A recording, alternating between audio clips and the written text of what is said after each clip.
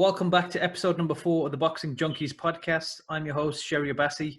And once again this week, I'm joined by my co-host, Harris. Harris, how you doing, brother? You all right? I'm doing good, yeah. Loads of boxing this week, so got loads of shit to talk about. I'm excited. Yeah, it was a good weekend for people like us. We had a lot to look forward to. And obviously, I think pretty much every fight delivered, to be fair.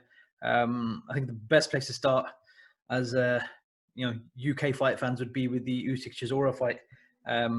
Touching on the undercard, Lee Selby lost to the fight against Kambosos, didn't he? So he's now the mandatory for Teofimo Lopez as it stands. I'm not going to lie to you, I wasn't actually around to watch that fight, so I didn't catch it. I just, I saw people tweeting about it back and forth. Did you manage to catch the fight? Yeah, I watched it. I'm not sure from where I watched it. I watched it from mid-rounds. I wasn't really scoring it. I wasn't, but paying attention like that. Obviously, when you haven't watched it from the beginning, it's kind of hard to start scoring. Yeah, it's hard to gauge the fight because you don't know what you missed out on. But I thought Lee Selby looked really good. I thought he looked really good, and he looked on it, and the other guy looked good too. I thought from what I was seeing at that point, I honestly thought Lee Selby was winning. Yeah, I remember him going back to the corner too, and I think the commentators were saying something. I had a DAZN feed. I seen him say something to someone, like ringside. He went "What fight are you watching?" So I'm thinking that what was going on Sky universe wise was that they were saying that he was losing or whatever, and people said after that it was close, and But honestly, I thought Lee Selby looked really good. I think it was a proper even fight. I didn't really see the other guy winning. Maybe I missed. That's what I'm saying. I missed probably a bit of the early rounds, but I thought Lee Selby looked really good. Better than when he fought Frampton. I remember before the Frampton. Warrington. Yeah. I remember before the Warrington fight, I was so sure that Warrington was going to smash him. And it's not because Lee Selby's not good. It's just the way he had been looking. And obviously, I can see now. The weight as well. Yeah, cause I hadn't followed his career from the beginning. I just heard Welsh Mayweather, and then so all of a sudden I'm thinking, right, okay, let me see who this guy is, and. Pretty average, obviously, well, if I'm thinking Welsh Mayweather, of course, you got high standards then, exactly. Yeah, my hopes are going to be a bit high, but so he didn't look great. Then I knew Warrington would beat him. He just had too much for him, too much energy, sharp punches. I used to see Selby punching slow and whatever. But like I said, now he looked a lot better, stronger. Snappy punches. I thought it was a really even fight. I felt a bit sorry for him, man. Because I could see that he was in his head, he thought he had won. But yeah, decent for Lee Selby. I think there's still loads of fights for him. I don't think he should. I heard some people saying, "Oh, he's old for him." No, that was an even fight. There was nothing in that fight for me. Like I said, I wasn't. It's not a major fight, and no one's really gonna care what I think about this fight. But I thought it was a good fight. I thought Lee Selby looked good, and looked better anyway. So I'm actually decently excited to see him next. What he's gonna do. Yeah, for Lee Selby, like you said, when he fought Josh Warrington, for example, that was literally 2.5 years ago. He was finished at that weight, wasn't he? And then he moved up 2 weights. He moved up 2 weights. Yeah, he skipped super feather, went straight to lightweight. So I don't know if that's necessarily good. That says he must have been struggling massively at that weight.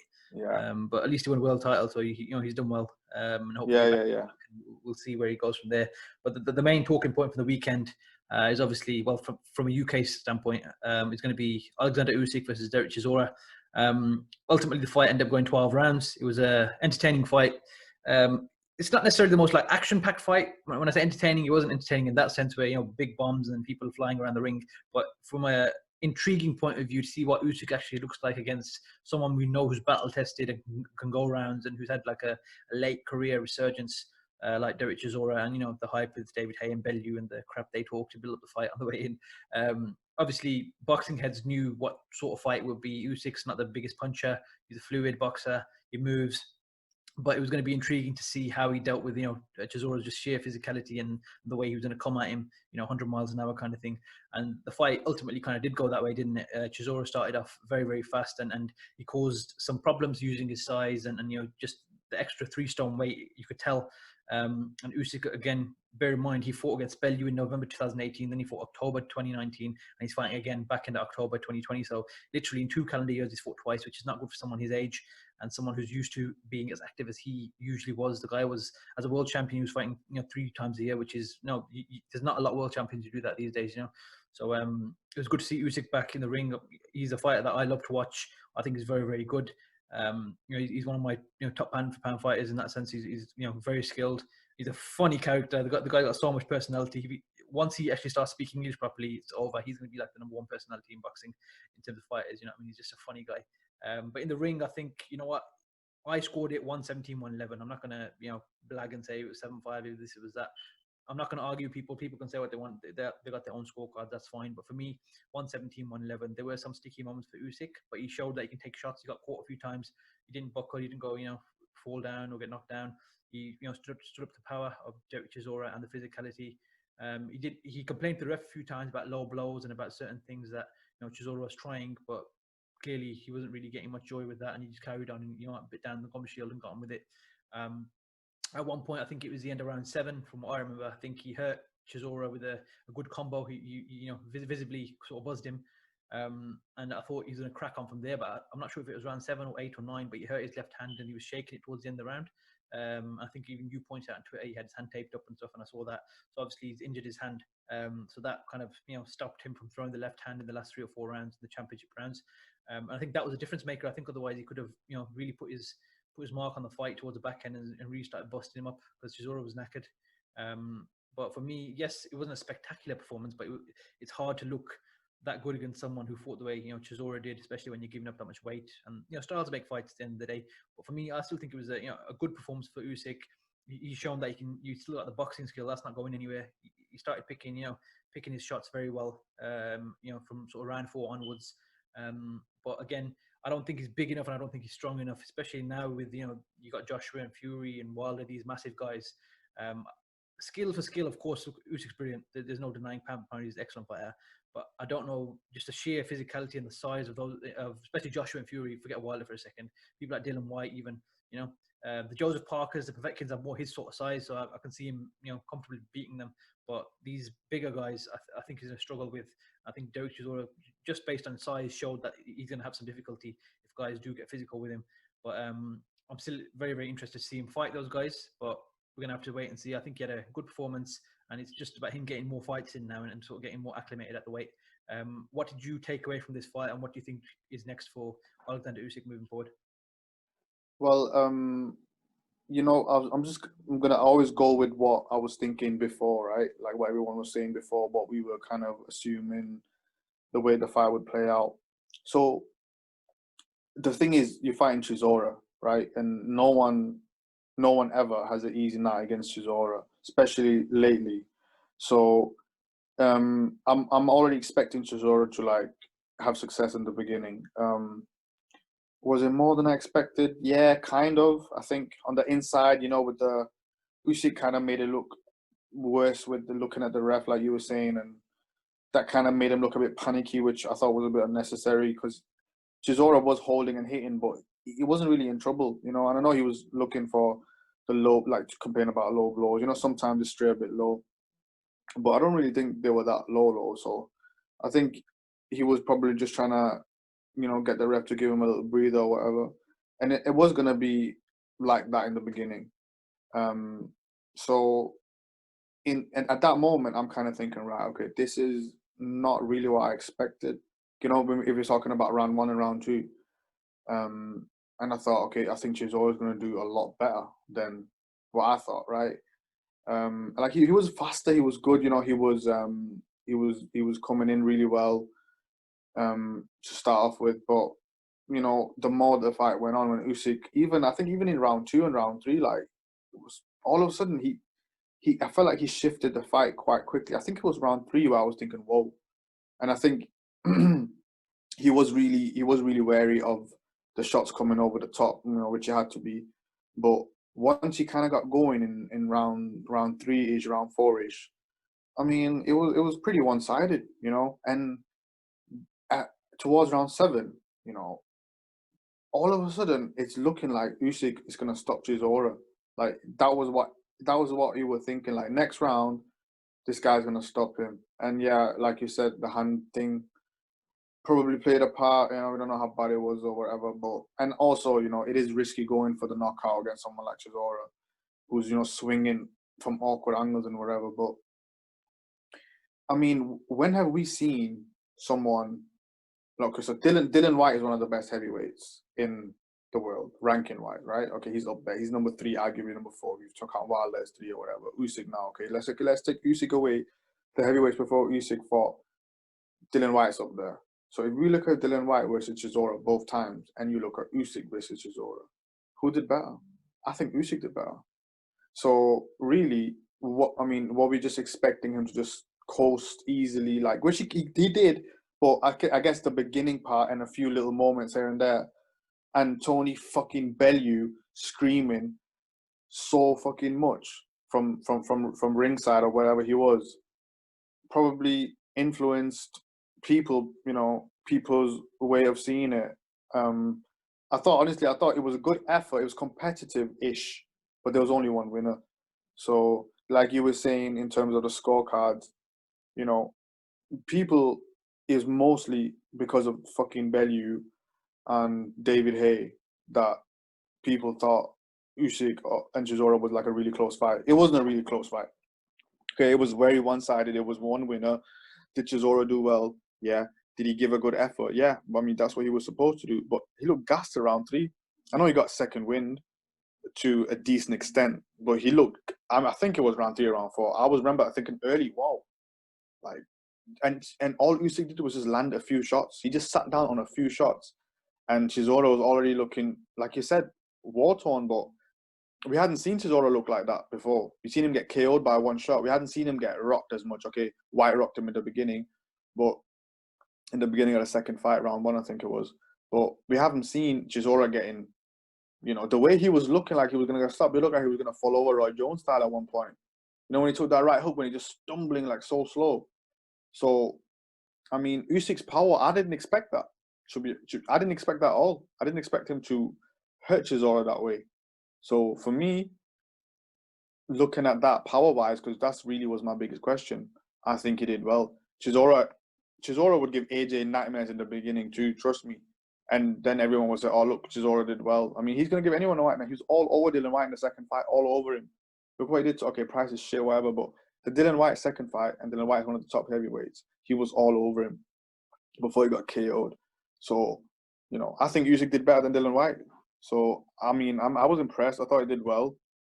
I think like I said, it was just because of Bellew and them lot. That's what swayed people the most. You know what I mean? I mean, we're watching a fight, yeah. Why does it have to be Tony Bellew, Dave Colwell, David Haye? I mean, what's going on here? I mean, you know what I mean? Do you not think that's a bit out of order? Like, should Usyk invite his whole family in the back garden too? What's going on? Yeah, I mean, you've got one Dave Caldwell who's trained him for a bit. You've got Tony Bellew who's his bum chum, and then you've got David Hayes, manager, all screaming from ringside. Obviously, the lack of crowd adds to it because you can't hear. You even hear them dickheads just shouting, "Yeah, but you know, jump on him, hit him in the body. He's tired," and all this sort of shit they're coming out. It was non. It's annoying. Yeah, it's annoying. I get it. If your boy's in the ring, we're going to do that as well. But it's just a bit much. It's a bit much. But you're not at the gym. You know, this is a professional licensed fight. You know, it shouldn't be that one person can have all his mates around. You know what I mean? Like, just because it's Sky and Eddie and Adam Smith, you know, it's like a little family thing they got going on. And at the end of the day, you know, you need to be fair and it needs to be totally impartial. We can't have that. You know, Tony Bellew and Dave Colwell. Did you hear what they said right after the fight? Yeah, but Tony Bellew and Dave Colwell, sorry, yeah? Yeah. Saying they thought that, you know, Tony Bellew said Derek could have won and he would have had no issue and that. And I mean, Dave Colwell said some stupid things as well. How? And they both backtracked the next day on Twitter because they know they're getting blasted in it. So, no. Yeah, and then Dave Colwell rewatched it. So Dave Colwell makes it so no one can reply to him. Like, only people who follow him can reply to him. It's like, what? It's like, you know what I mean? You can't have it both ways. Either keep your mouth shut, don't go on Sky and voice your opinions, and do you know what I'm saying? Keep it one side. You can't have both because people are gonna challenge you, especially boxing fans. Boxing fans are passionate fans, right? We pick up on every little thing. So when we see shit like this, you're gonna get called out on it, and people, they don't like getting called out on it because they're used to having all these ass kisses and all this stuff. But a spade's a spade, and Tony Bellew and Dave Colwell. I mean, Jesus, can we not just have one person that is just? Can we not have someone who's a bit impartial? I mean, do you know what I mean? It's a strange thing. I just don't understand how this dynamic can work on TV. I think it's really wrong, and I think it needs to change. Yeah, I mean, it goes back to what we said, I think, the podcast before last, when we were talking about the whole, British Boxing Board of Control and who they appointed, isn't it? I know the Tony Bellew and David Haye and Colwell isn't the, BBFC appointing them, but in the sense that, this whole British boxing, having the same, boys club of, the same people over and over again, like you said, those should be there. It's a bit jarring as a boxing fan, and you want to have some. It is annoying. It's you know what's going to happen. You're watching a movie, but you just know exactly what the people who are acting. Because they're acting is going to say. They're going to read from a script. This is the thing, they're all company men in it. So Dave Colwell started doing it now as well. Before he was okay, now lately he started doing a lot more. You should have had Carl Fudge down there. At least he's a bit honest. Interview him right down there. I know he was in the studio or whatever, but don't have Dave Colwell next to Tony Bellew. That's all I'm saying. Have Dave Colwell up next to Carl Fudge so they can debate a bit. Yeah, and have them separated, because when they're together, they're going to agree, and that's it. Exactly. It was just, It was Johnny Nelson's a liability anyway. He's a company man. He's always going to be a company man. You know what I mean? So Carl Fudge, all right. Yeah, Carl Fudge has his moments. Sometimes he's way off, and sometimes he's on it. Yeah, so he's 50-50, and it depends how he's feeling. He's got balls, though. He don't give a fuck. If he feels something, he'll say it. But that's the one thing you don't love about him. Some moments he has, some strange moments, but he's all right as well. But I want to go back to a point you made earlier. So you were saying about Usyk's power, and you said you didn't expect that potentially in certain moments. Where are you saying that in a positive sense, that you felt like he actually had some decent power in his shots? Yeah, I didn't expect him to. He rocked Chisora. Yeah, a number of occasions. I think at least 3 occasions they hurt him. Right, and obviously he wasn't wobbling all over the place, but he caught him with shots that you could tell visibly Chisora thought about it. Oh shit, he felt him. I mean, have you heard David Haye this week? I mean, David Haye is not to hear him, my friend. Everywhere I went, David Haye's there. Fair play to him. He's crazy. So he was saying that, okay, he was very obviously selling Chisora, and I'm 100% believing that he believed and felt what he was saying, in that moment. Yeah. But the thing is, you got to look from both sides. You can't just think, because every time he was like, Chisora can do this, he can. I mean, yeah, but you're fighting someone. You're not climbing a mountain. Someone's gonna hit you. Like, you got to understand that. And Usyk, you can say he's not got it before the fight, right? You could say we don't think he's got power, but he will still have enough power to sting you, and you always got to respect that. And I felt like Chisora was surprised, very surprised. I felt like in his head, which, I mean, the Joe Frazier kind of style, you got to have some type of ignorance towards the power. You can't really think, you got to kind of, be a bit stupid in a way, because that's your style, Just that worrying about the power coming forward too much, you're going to not really do a lot. So I understand his technique and tactics, but at the end of the day, I think he was surprised. I think all of them was surprised. David Haye didn't mention Usyk's power once. Yeah. He didn't even talk. It was like, what Tony Bellew said, your power can't hurt me. It's like, mate, don't believe that shit. You can't think like that. And then I remember seeing a video clip of Tony Bellew this week, obviously, as an ex-fighter, you're going to be a bit like, you're going to get that little bit of like, a fire under you when you see a clip of yourself getting knocked out over and over again, especially in the last fight. And when he even said, go ask Tony Bellew about my power, Usyk didn't really need to say that, but he just dropped it in the sick guy. Yeah, he knows how to get people talking in it. So I like the fact that he's got that personality where he doesn't give a fuck in it. He'll just say what he wants. And Tony Bellew then comes out. Yeah, and Tony Bellew then comes out on a Sky interview. Oh, you know what? Thing is, he doesn't actually hit that hard. He stings, but I was tired. Bro, why are you on? Yeah. Spark, man. I appreciate, yes, okay, you were tired and you did better than people thought. That's fine. But you still got banged in it. You got banged and you went into retirement. Accept it. It's done. You fought for the undisputed title. You had a chance to do something that most people don't get to do. So just by the sheer fact you got to participate in that, you're lucky. You know what I'm saying? Yeah. And you overperformed. But this whole thing about Tony Bellew, his whole career, he's overperformed towards the back end. He accomplished things that people didn't really think he was going to do, like becoming a world champion. Yes, things were put into place for it to be that way. You know what I mean? Like, Makabu, a lot of people didn't know about, and yes, he was dangerous, and he's gone on. That was a good win, though. World champion now. Exactly. Looking back on it now, it's a big win because look how well he's gone on to do now. Makabu, you know what I mean? He's put together a good string of victories, and he's WBC Cruiserweight champion now himself, so fair play to him. So yeah, I'm not trying to get too stuck on Tony Bellew. Sorry, going on a rant because he talks too much shit. But for me, I think Usyk's power, I'm not comparing him to obviously the fighter that I'm going to mention, but it's the whole Mayweather syndrome, isn't it? People say, "Oh, Mayweather's got no punching power; he can't hurt anyone." Blah blah blah. So why were people not walking with their hands down and just going mad and trying to land something on him? That people still had to work their way in with him, wasn't it? He made them think. When people talk about Canelo, for example, against Mayweather, which was obviously a long time ago, but they say, why didn't Canelo just go hell for leather and just run in and not care about what's coming back? The reality is obviously he was feeling something when he was getting hit, wasn't it? Yeah. Yeah. If you don't respect someone's power, then you're going to run in like a maniac, like someone like a Maidana for the first 6 rounds. He did that at points, right? Then eventually Mayweather started to dictate the pace at points in that fight as well and land on him. And start hurt him to the body. Yeah, exactly. And Maidana knew, okay, cool, this guy can hit. You know what I mean? Yeah. It's down to your style. Usyk's style. Look at the way he throws his punches. It's very fluid, very crisp. He's not someone who, when you look at him, you don't really think this guy's putting effort into his shots half the time. Especially when he throws like his hooks. It looks very poetic. You know what I mean? It looks like he's dancing more than he's actually standing and planting his feet. That's not his style. You know what I mean? So we've got to respect the guy that this is how he does things. You know what I mean? I do think at points he does need to start but sitting down more on his punches and banging. You know what I mean? Same way. But do you not just think it's versus Chisora though? It's just Chisora's style. It's so it makes you look bad. It makes you look bad. Yeah, of course. And I think he would plant his shots a lot more versus any other heavyweight. I just think the thing with Chisora is because he's such a swinger that you got to be so wary of when you plant, because you can, if you're planting your feet at the wrong time and throwing a shot, that big looping right hand, like he threw that so many times, and he caught him. He caught him loads of times. To be fair, so credit. He did block and roll with it pretty well. And there's a number of times where he did actually catch him clean on the chin and took it. You know what I mean? So and he took it pretty. I was quite. He took it well. He was never really hurt at any point. He took it. So credit to Usyk for that as well. And so for me, Usyk's power, I wouldn't say he's a non-puncher. That's inaccurate. He's obviously hitting hard enough for people to stay wary of it, right? Cruiserweight, look at Garcia, for example, that whole fight where he just fucking boxed rings around him. What a performance that was.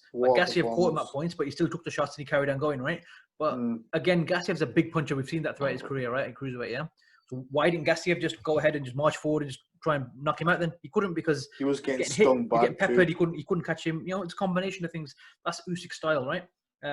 So his style is such that he doesn't have to be a big puncher for him to win fights. But now, moving up with the big boys, in certain fights, he's going to have to start not necessarily standing and banging with people, but he's going to have to start putting some, real, power into his punches. I think at certain points he's going to have to start, not, like I said, not standing with people, but sitting down more in his shots. I know what you're saying. And he did do it pretty well at times, like in the fight. Do you not think? He hurt him pretty bad to the body at certain times. And that's what I'm saying. So pretty well. He did show at points that he can hurt people, I just think Rust got something to do with it too. I think it's a bit rusty still. Like I said, in 2 calendar years, he's fought twice. Yeah. So, and he's moved up in weight and all these things and had a few injuries. So it's a combination of things. Let the guy build up a bit of momentum now.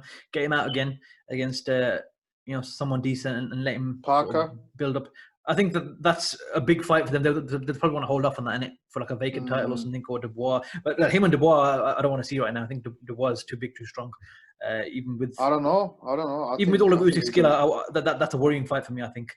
I think. Well, we have to see Dubois versus Joyce. First. Let's see that first, innit? We already know how Usyk and Joyce would go. We've already seen Joyce get. I think Usyk would beat Joyce. I think Usyk would beat Dubois right now. Probably, but I think it's a risky fight. I think the more Dubois develops, it'll be even worse. It's even worse. Yeah. Right now, I think he's still a bit green. It might be the good. You're right. Actually, it might be the best time to catch him really, because he's a bit green. And Usyk's got. So who should you think he should fight next? Usyk. Well, initially his heavyweight debut was meant to be against Takam. So if Takam is free in the next 2-3 months, which from the looks of things he is, get him in with Takam. Takam's a serviceable fighter, good solid fighter. He'll go around with him, and it gives Usyk a good test, I think.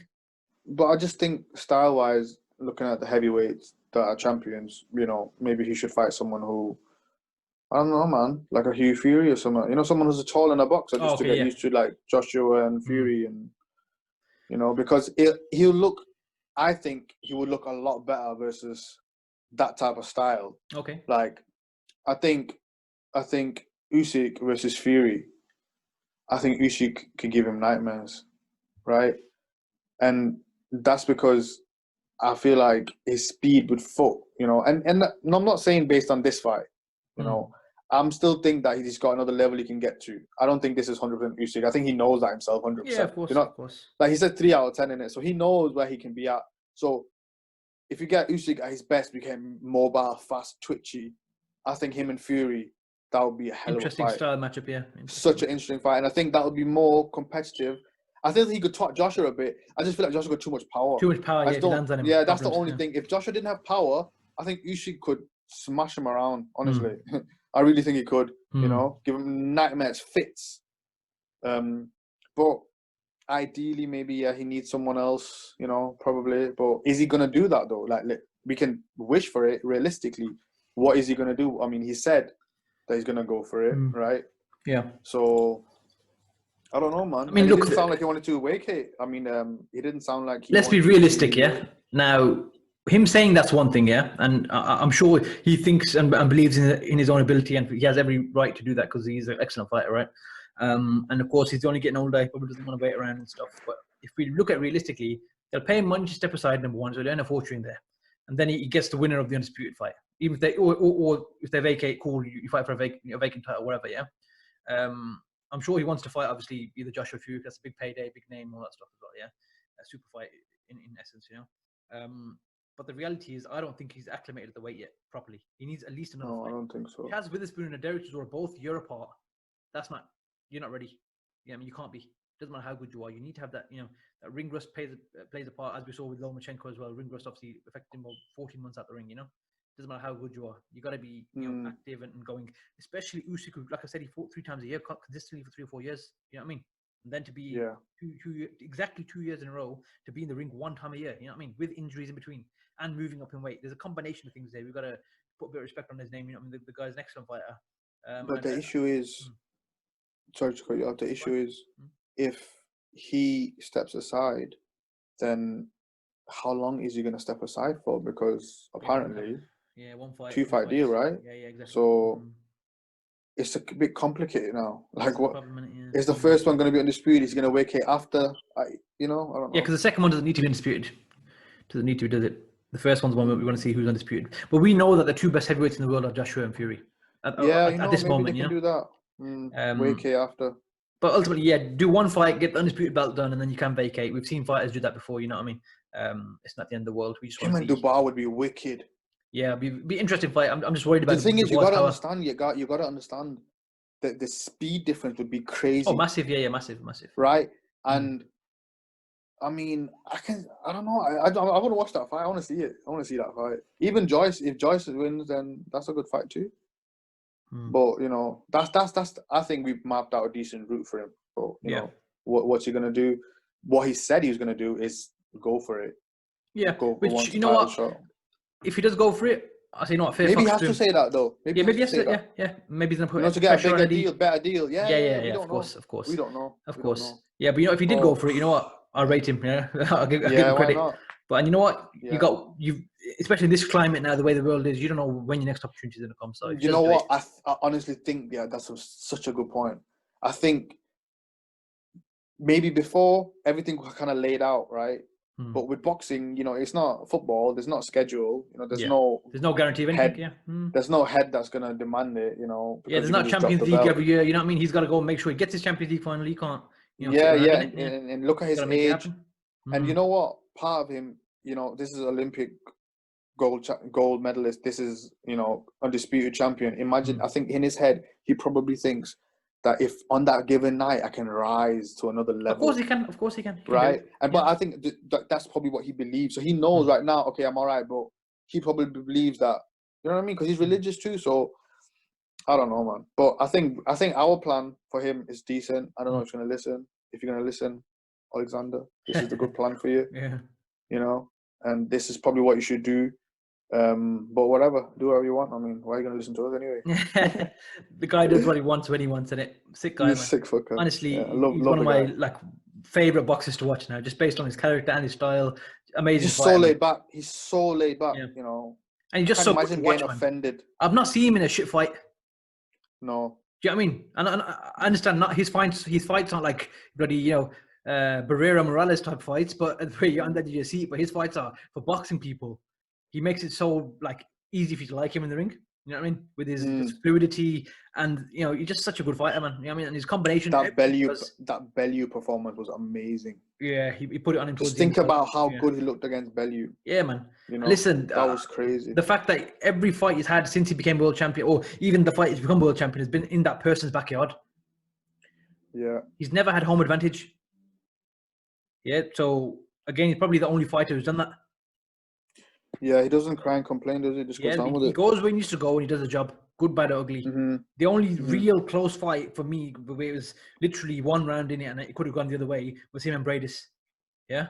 But that was because it was literally, I think the range of that fight was a mistake he made, where he got stuck in too much and trying to fight inside with him at points. He should have just kept it long. Yeah, I don't think he was at his best that fight. Yeah, but excellent fight. That was for me. That was 2018 fight of the year. That was a mad fight. That was a great fight. One of the best cruiser fights out there. You know what I mean? But anyway, yeah. So look, Usyk. The question is, does he become world heavyweight champion? Whether he beats Fury, whether he beats Joshua, isn't the question. We'll have to wait and see. Do you think he has what it takes to become a world heavyweight champion? I think he has. I think it's unfortunate for him that the champions are who they are. You know. Yeah. If it wasn't, you know, people have to understand this. Not long ago, Stiverne was the WBC heavyweight champion. Yeah. So and he's shit. Again, Stiverne was a WBC heavyweight champion.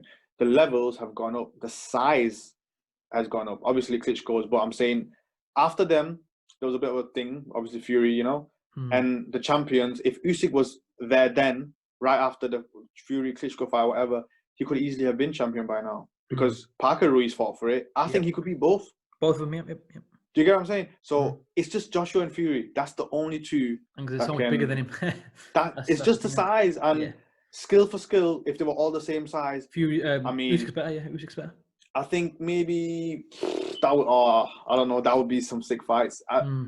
If they're all size for size, him and Fury would be a hell of a chess match. Probably. Yeah. You know, they're all great matches. Size is what makes it, you know, his disadvantage. It's one of them ones that, you know, it's the whole thing of, you know, a good big man beats an excellent little man, and it's intangibles that we can't call until we see him in the ring. You know what I mean? But any other fighter in heavyweight than them two, I think he beats Dylan White. Yep. Yeah, he's better than Dylan White. I think he beats everyone. He beats pretty much all of them. I think he beats everyone. Again, you know what? Anyone can lose. That's pretty good, isn't it? When we're talking about him we're talking about him as very up positive, there, like number 3 heavyweight. Positive. Yeah, potentially, yeah. So, you know, and we got high standards, obviously, for him. Of course, and we've seen what he can do, so we're judging him on that. We know he can be better than that. 100%. Again, like we said, there's multiple factors over the last 2 years that have led to him looking the way he has looked. And again, I don't think he looked bad. I think he looked good. It just wasn't, star-making performance. If you stopped him, I think we would have been saying, "Oh wow, this, that, blah, blah, blah," because Chisora doesn't get stopped. You know what I mean? Yes, he got knocked out by Dylan White, crazy left hook, and he got KO'd by David Haye years ago. And the Tyson Fury beat the shit out of him and stopped him on the stool. Yeah, but for someone coming up from cruiserweight like Usyk, who isn't considered a massive puncher, to then stop a very, very tough man like Derek Chisora, that would have been a statement. But no problem, you done well. He won 9 rounds to 3. I think in my book, I don't think that's he didn't win any more rounds than 3 rounds for me, Derek Chisora. But again, credit to both men. They gave a good, solid performance. So we'll have to see what happens next for Oleksandr Usyk. But I'm sure me and you are going to be tuning in for his next fight, guaranteed.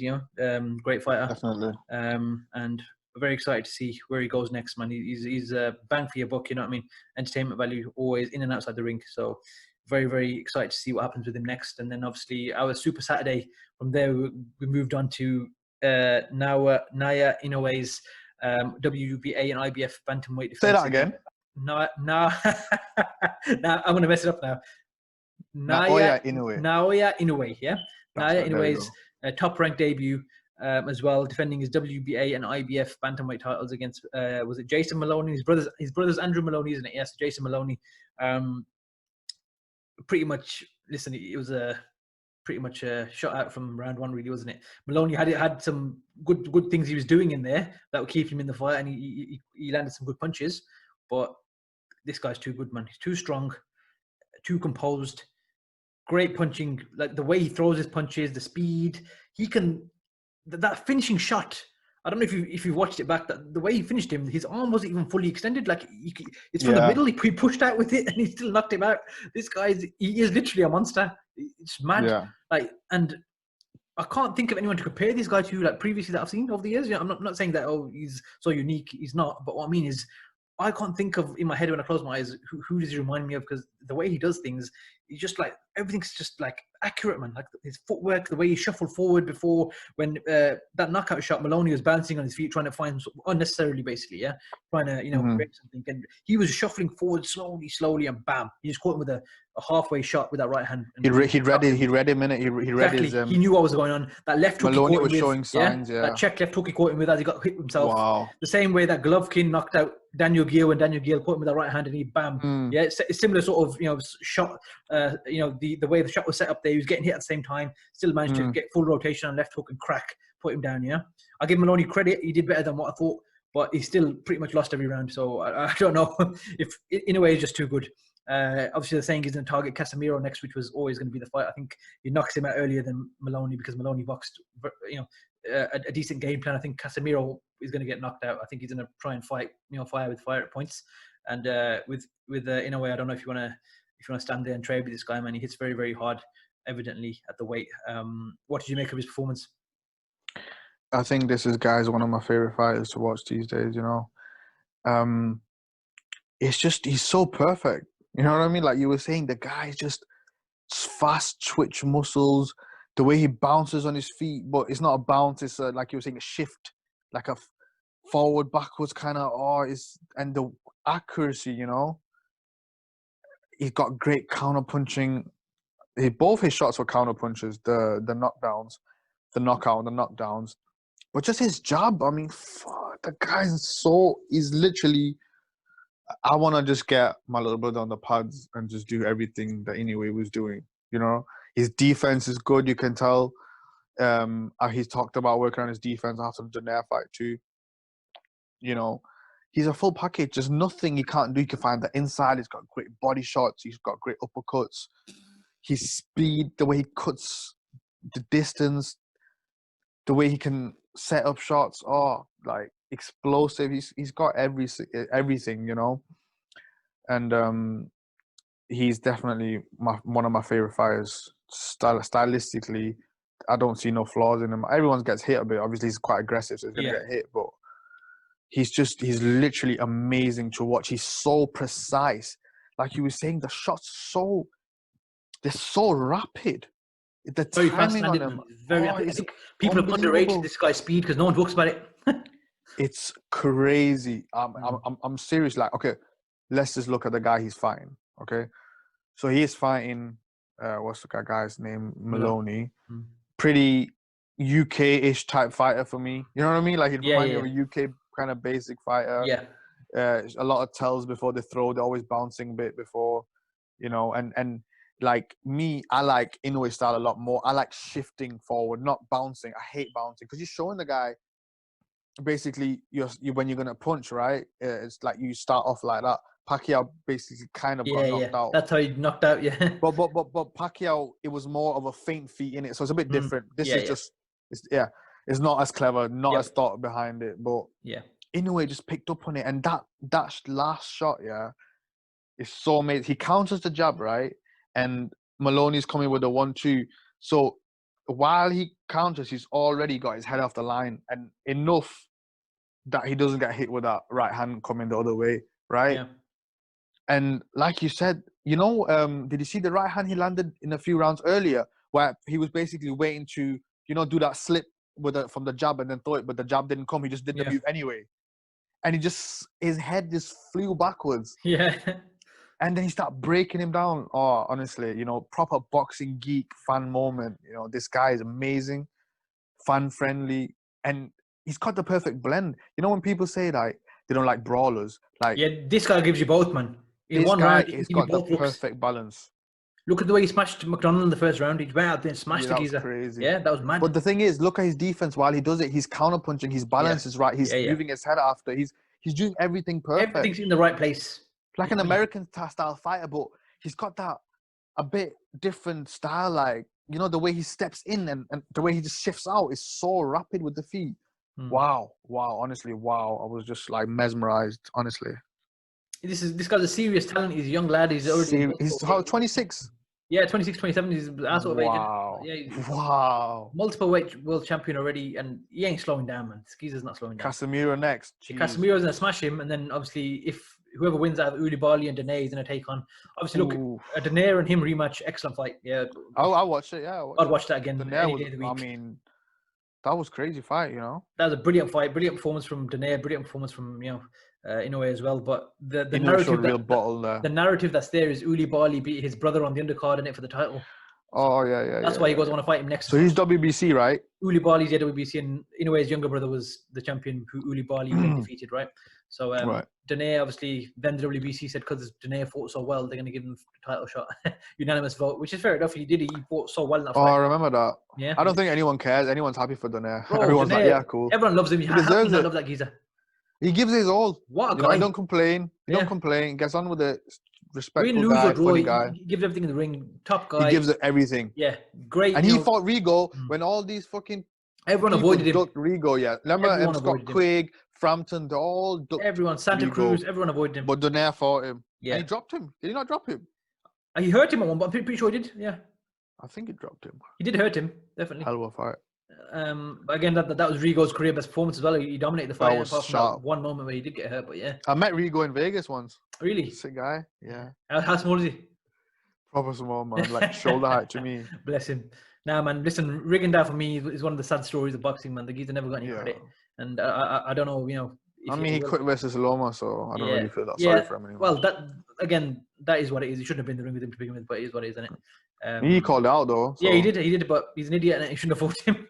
That was not a good style matchup for someone who punches as much as he does against a guy who doesn't punch that much. I mean, you can't really, it is what it is. It's done now. But yeah, I mean, in a way, look, this guy's, got a very, very bright future. And I hope obviously whatever issues he had with his eye, he doesn't catch up with him later on. Because there's a lot of talk about his eyes and stuff. But hopefully that won't be too much of a problem. But I think he's fine. That geezer can do everything. I don't think anyone of that weight class troubles him. The only guy that did give him trouble was Dene. Yeah, let's be honest. I mean, Dene, people before that fight was expecting Inoue to just blast him out there. Yeah. So, but again, it shows that. And this is Moloney. Are we getting maybe a bit too carried away at this weight? He's not really knocked. I mean, then again, he did smash. What's his name? Was it Rodriguez? He knocked out Piano. Yeah. Did you see that knockout?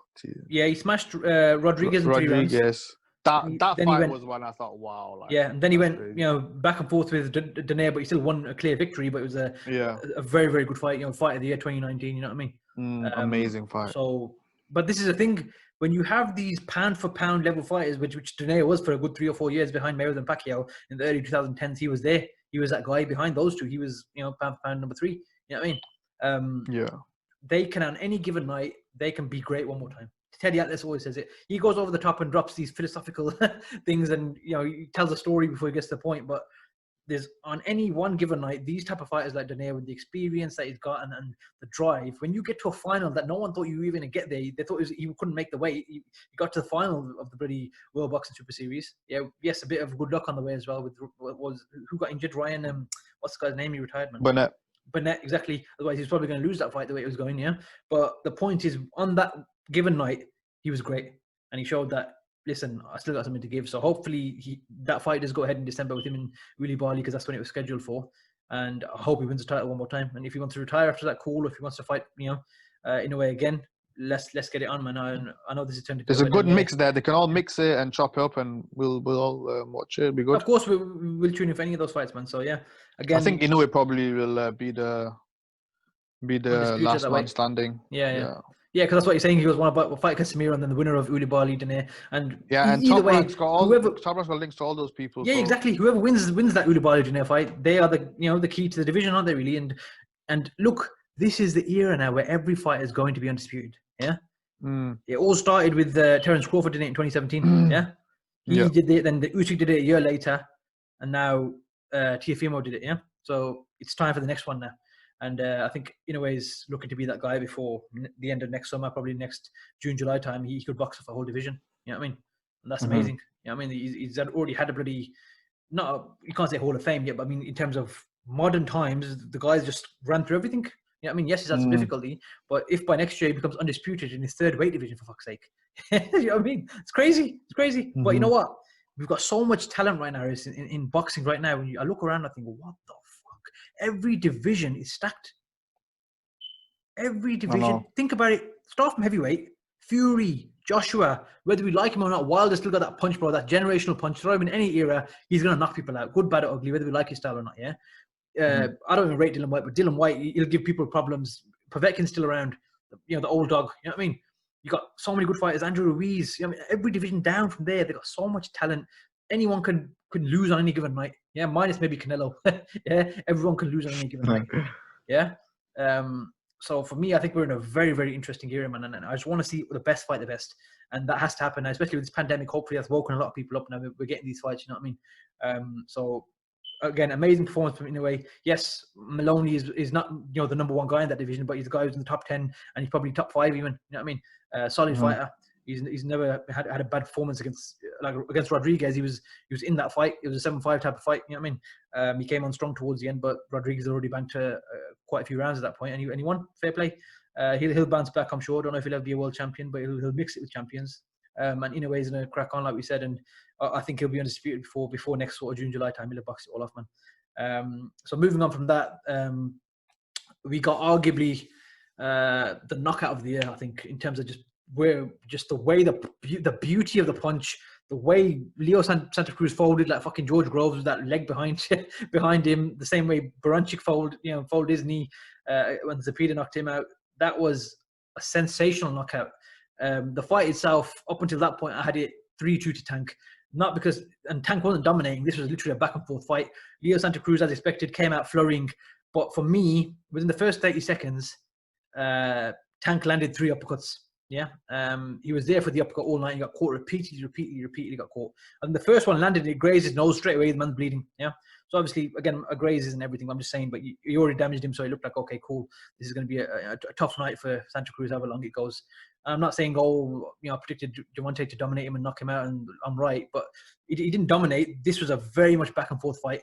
Gervonta had to take obviously some shots as well. But when Santa Cruz throws the amount of punches he throws, the man's always flurrying. You know what I mean? But I felt like at points that Santa Cruz was flurrying out of desperation. He had to just try and do something to keep him off him, because at points Gervonta was just coming forward with no respect in certain points, I felt. And that knockout punch, I think, is a bit. Again, who am I to say Leo Santa Cruz doesn't have ring IQ? Of course he does, but to throw that punch in the same way 3 times in a row, the first 2 times he blocked it, and this geezer's clever, yeah, and Tank's got good reflexes. I'm not saying you would have seen the uppercut coming, but you've been caught with the uppercut, repeatedly caught with the uppercut as well. You should have got off the ropes, you know what I mean? But obviously he got caught, and it was over. As soon as it landed, the man was asleep. And genuinely, this always happens when someone gets caught like that and they're down for that long. I straight away just think, oh shit, he's dead. When Khan got knocked out by Canelo, I thought he was dead. Yeah, he looked like he died.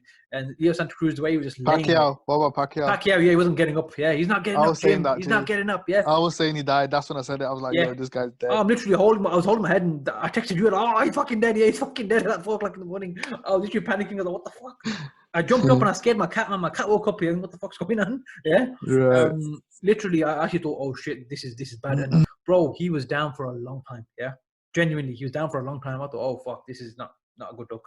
But praise to God, and thank God the man's all right. You know what I mean? He got up, he was smiling. He understood that. Look, I got caught, and I don't think he knew what punch landed on him or where he was for a few seconds. But again, Leo Santa Cruz has always been a classy guy, likable geezer. He literally took it on the chin and accepted the loss. You know what I mean? Afterwards, he's been nothing but complimentary of Tank. Obviously, before the fight, me and you had slightly different views. I thought Tank's gonna be, he's too big, too strong, and he's just like a little fucking bulldog. He's gonna stop him. I didn't think he was gonna stop him with one punch, though. I knew his power was going to come to play at some point. I just didn't think it would be a one punch, boom, or lights out kind of thing. But he caught him with the perfect shot. That's probably the best punch of his career. I don't know if you'd ever land a punch like that again, but that was just picture perfect knockout. You know what I mean? Arguably, like I said, knockout of the year.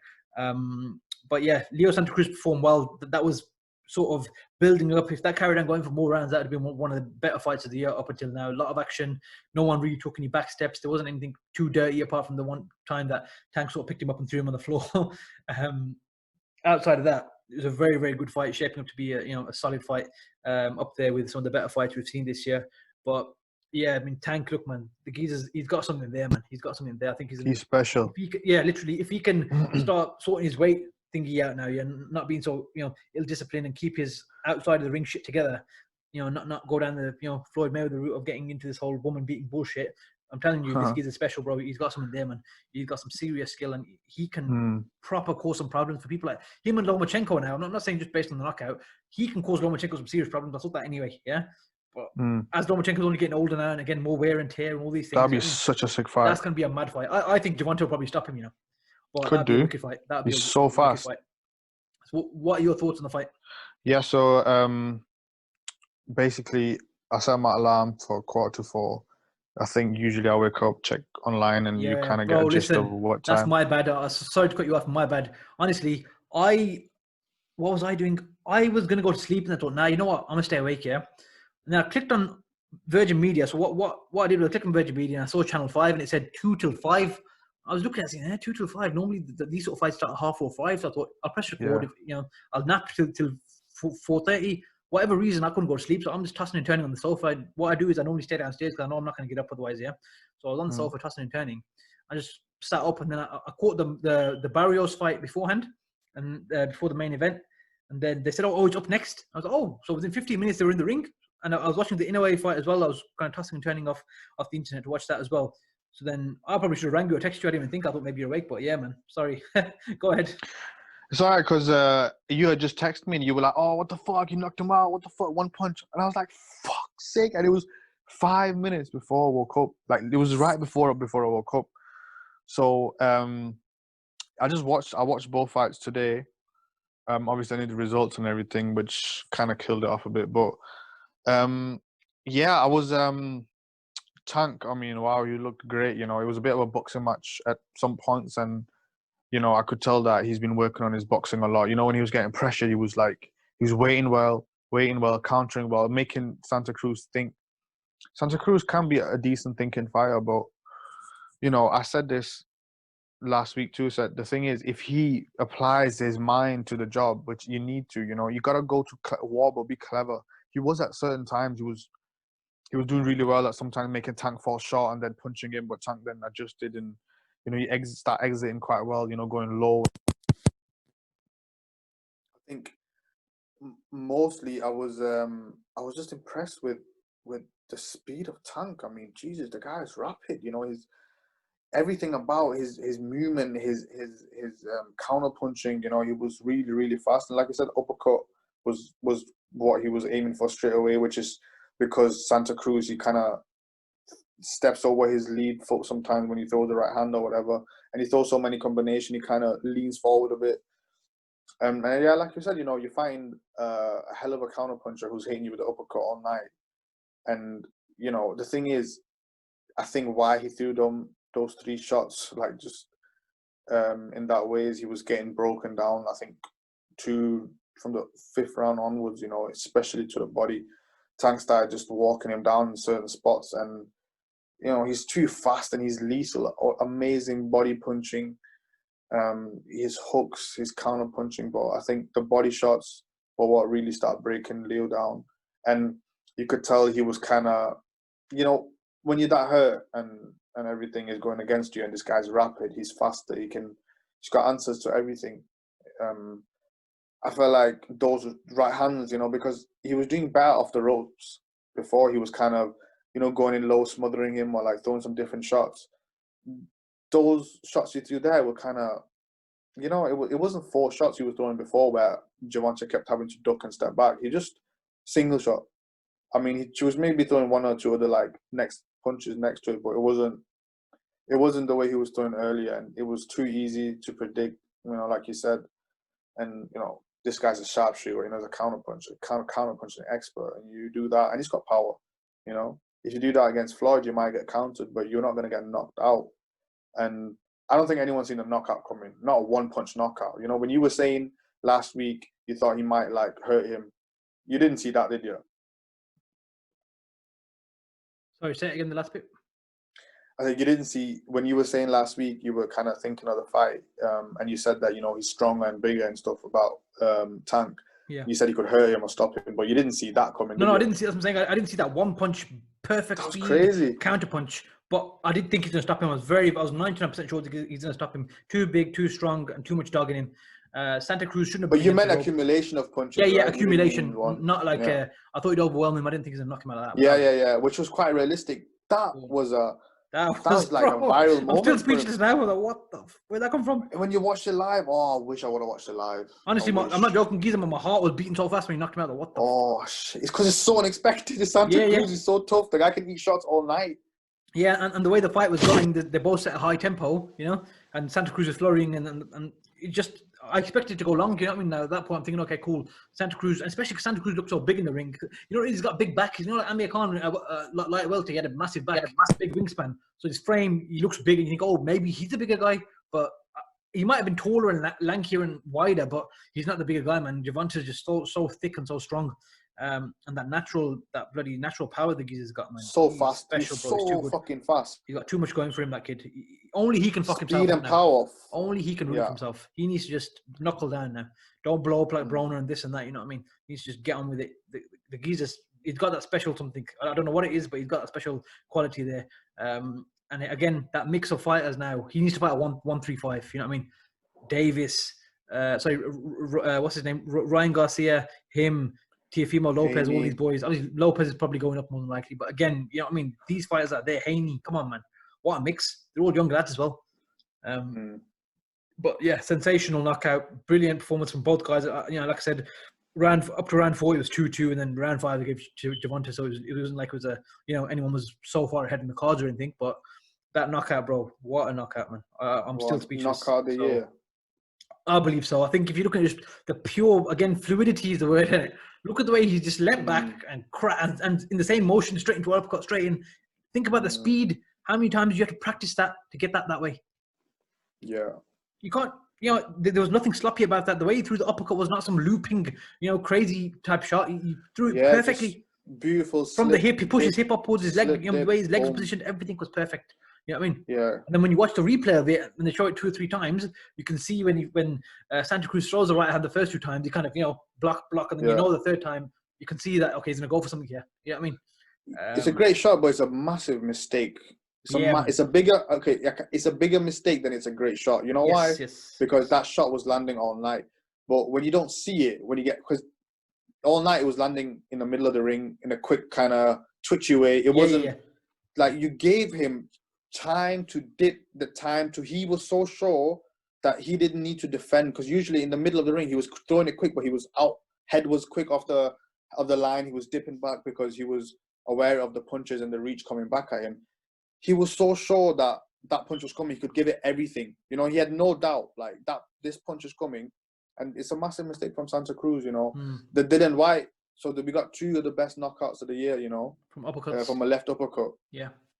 And what a punch! Uppercut is one of the best punches in boxing. Man. And if you land it right, bro, that's it. Game over. If you land it right, that's knockout of the year. Because whiplash in it, your neck and your head just go. Whiplash, you can't really, you can't do anything against that. You can't defend that shot. You know what I mean? Especially when they slipped your shot, you can't really get. Well, you can defend it. You can defend it. No, what I mean is the way the shots landed on these 2. What were they meant to do?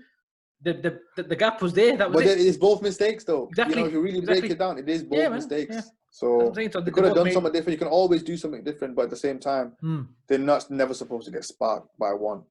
Well, yeah, again, like you said, uppercut's one of them shots, in it. Yeah. If it lands properly, good night.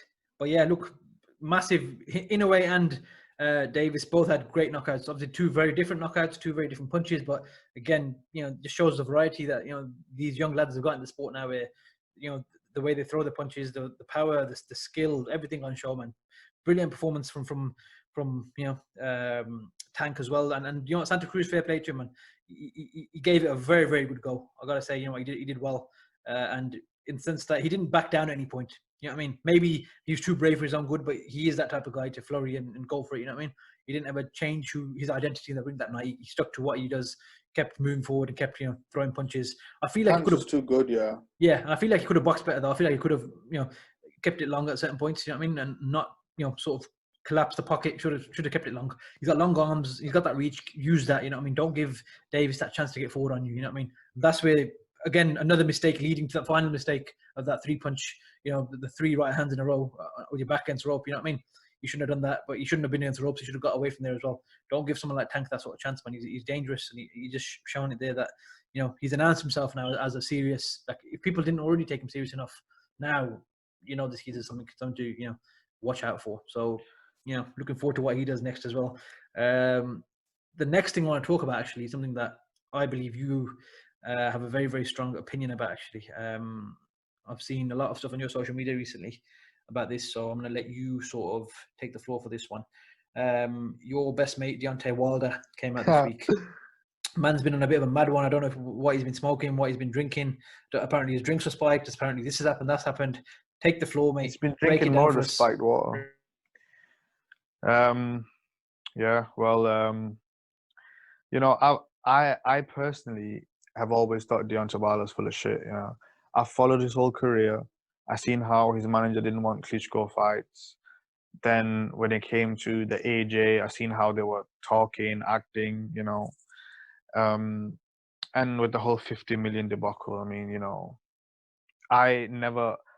I'm not saying that Deontay Wilder lot didn't want to make the fight, right?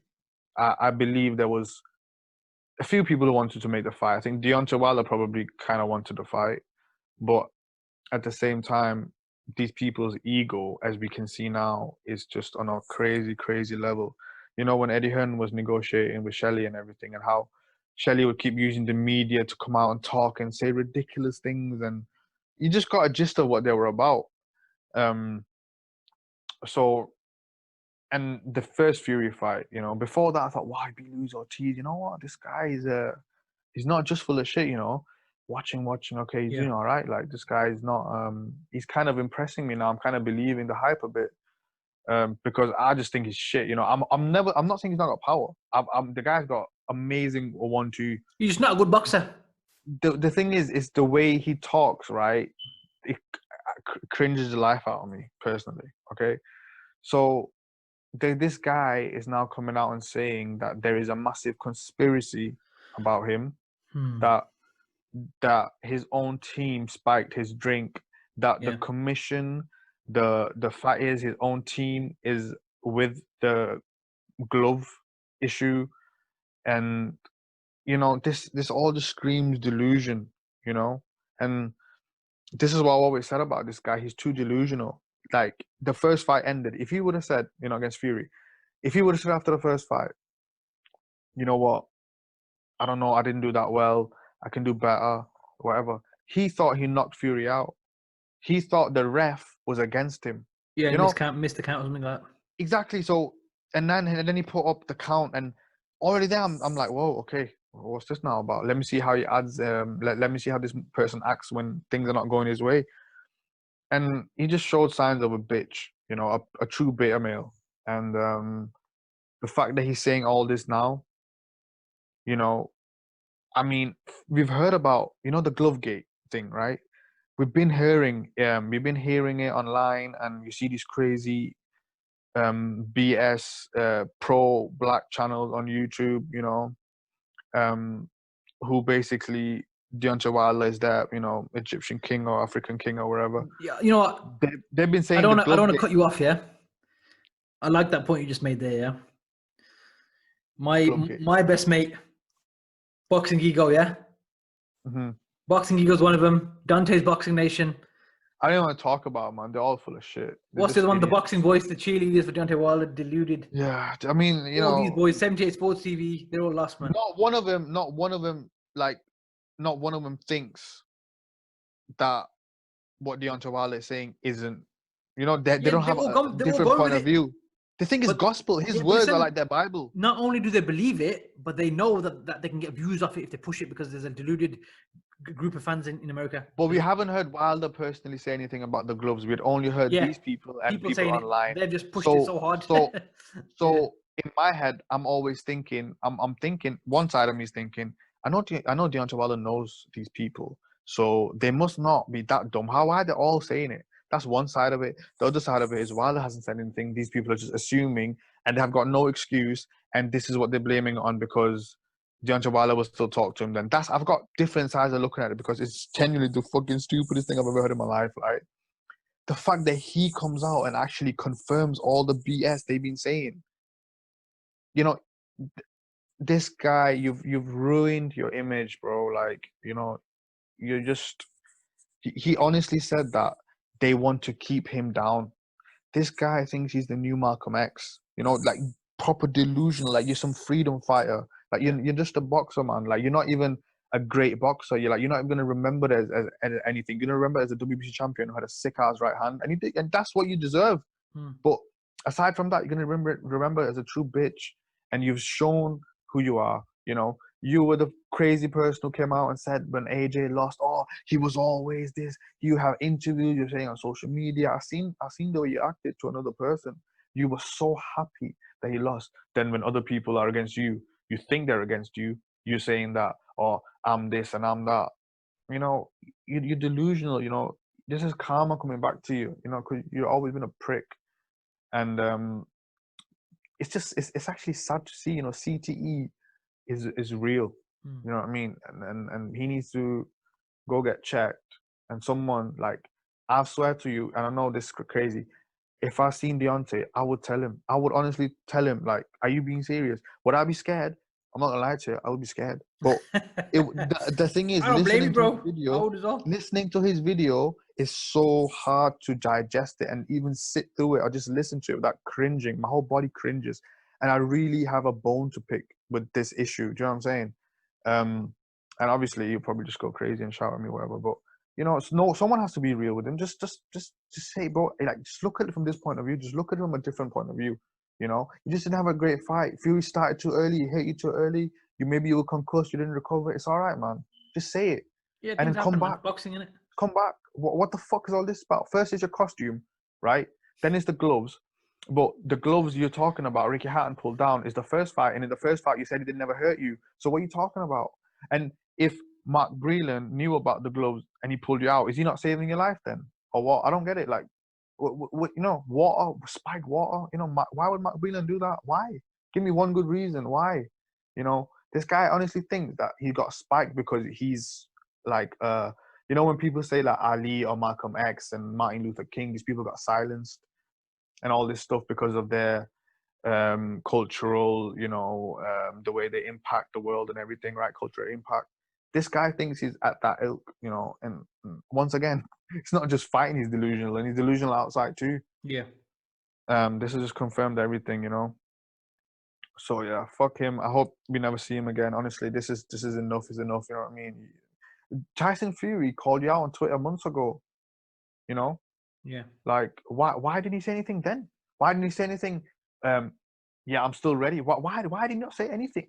You didn't say one thing. And I heard him say in an interview, oh, well, I'm not like other fighters. I don't have to come out and say things all the time. Yeah, you say shit all the time, bro. Like, why are you acting like you're some quiet, private guy all of a sudden? You come out and say something. Every time Joshua fights, a Fury fights, you're always all over the place. You know what I mean? Now he's acting like, oh, I'm just always been like private on my own, man. You know what? Fuck this guy, man. You know, people give this guy way too much credit. He don't deserve it. He's a compulsive liar, and he's got serious CTE issues that he needs to go get checked out. And that's all I got to say on this guy. Well, yeah. I mean, it's a shame to see, isn't it, really? Just take the loss like a man, come back. You know what I mean? Look at the way Joshua took his loss and came back. It's sad to see, but ultimately, you know, it's one of the things, isn't it? It's just a bit over dramatic. You just get on with it. Get back in the ring if you're going to fight, or just stay retired, man. If you can't take a loss, there's no point being in the sport. He's made his money. He only really got involved in boxing to make some money for his daughter, didn't he, really? But listen, again, like I said earlier, we know he's not, you know, a good boxer. He's not, you know, even a decent boxer. He's actually very bad in terms of his balance and his other bits and bobs. He's had moments where he's done well with his jab, you know, few and far between. But his whole thing has always been big power, wild shots, boom. Yeah, cool, done his job, absolutely fine. You know, he put 10 defenses back to back. Again, not against great fighters, but he fought whoever they put in front of him and he stopped him. Yeah, cool, job done again. But he came up against a guy who's too big, too strong, and just, you know, he couldn't do anything. And there's nothing wrong with that. Accept it, process it, and move forward. Whether you fight Fury again or not, there's still plenty of fights out there for this guy where he can be in entertaining fights and he can win. You know what I mean? I don't want us to miss out on a Joshua and Wilder, but I don't think that'll happen now. I think he's too far out of the picture now. And they don't really need him now at this point. You know what I mean? When he had the belt, it made sense. Now, there's not really a need for that fight. You know what I mean? When he got offered $100 million to fight on his own, he didn't take it. That's the worst thing he could have ever done in his life. And he's come out and admitted that, openly. So now he's made himself look like a complete dickhead. But it's part of mismanagement from his team as well, so. About admitting it, there's never been a denial from their side that the zone offered them money though. Yeah. Right? So Eddie, Eddie's clever, right?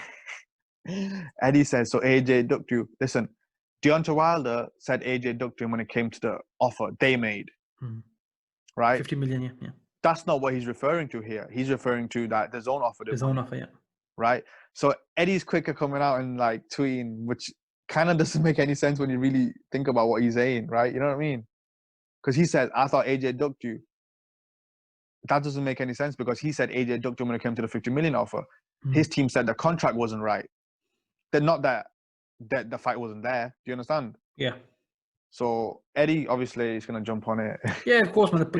It made no sense what he was saying though. Like, but I mean, I do get from his point of view, Wilder's been talking so much shit, and now it's like everyone kind of can see it,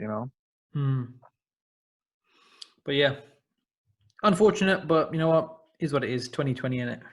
Let's move forward. Speaking of heavyweights and Deontay Wilder, the man who dethroned him in February, current WBC and Lineal Ring Magazine champion Tyson Fury.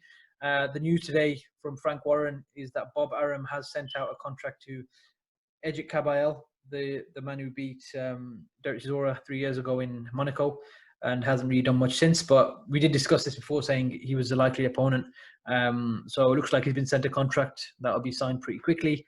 So we haven't exactly got 100% confirmation. We haven't got a poster and all that rubbish yet, but 99% I think is pretty much done. He sparred with Joshua as well, hasn't he, Kabayel, for the Joshua Ruiz rematch. So decent fighter. Again, it's just a holdover fight, really, isn't it? A bit last minute for Fury. So not bad.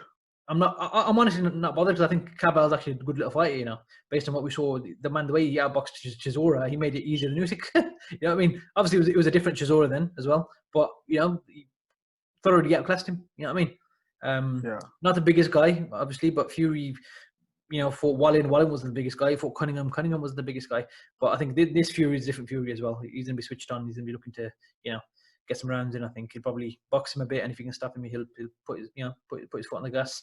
But I don't think there's much to the fight, if that makes sense. It's just a matter of Fury getting out again in it. And it'd be a good undercard though. They're saying that Lyndon Arthur and Anthony Yarde is going to find undercard. Michael Conlan's injured, so he's not fighting Dugbo. He's had a tear, hasn't he? Anthony Yarde's like going the other way around his career, innit? It's like, what are you doing, man? Yeah, he stepped up. Why didn't you do all this shit before? I mean, Jesus Christ. Yeah. We're going to wait for Kovalev because Kovalev's old. We're going to jump on him at that moment and all this shit. It's timing. I've got this app, called Premier Boxing. No, sorry, it's not called. It's called Premier Sports. Yeah. And I go there to watch Real Madrid games, and I see Box Nations on there too. And it's always Yarde fighting some bin man.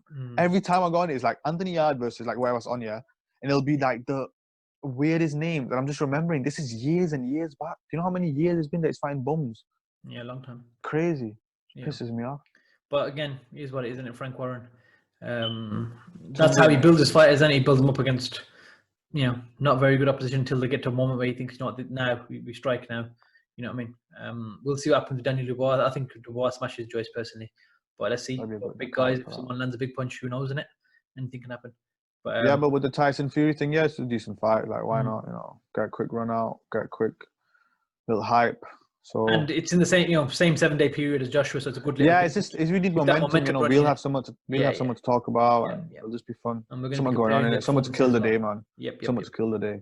100%. So again, I think that's a decent fight considering the notice they've had for it. You know what I mean?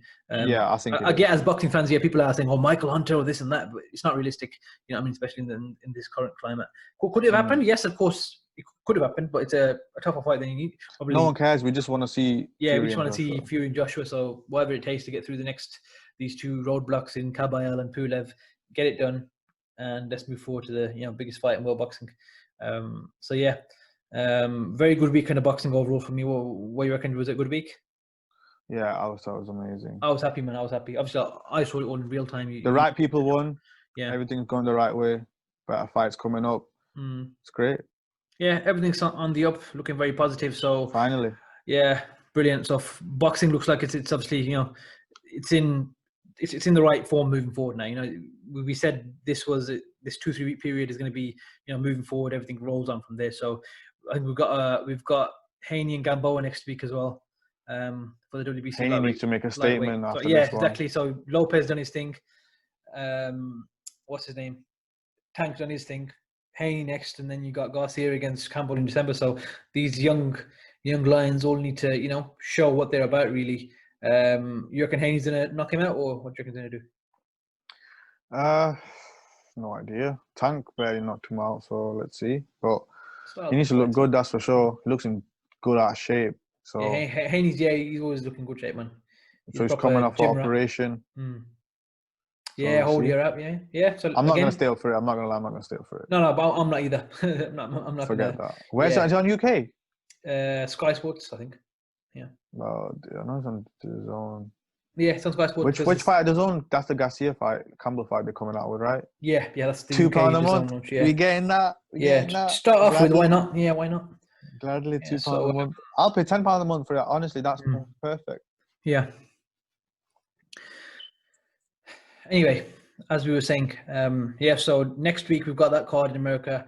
Off the top Who else on the card? Honestly, I'm saying off the top of my head, I don't remember anything else about that card. I just know I don't think anyone's that main fight, and I don't think anyone really cares, to be honest. Just Haney fight, yeah. So we just want to see what Haney does and what sort of statement he makes. So I think we've wrapped up for this week. We've hit all the points we wanted to hit. A lot shorter than last week. That was a long show. But yeah, so I think we'll leave it there for this week, and we'll sort of catch up next week, hopefully, fingers crossed. So thank you to everyone who's listened to the podcast, whatever platform, YouTube, Spotify, Apple Music. And we appreciate the support we have had.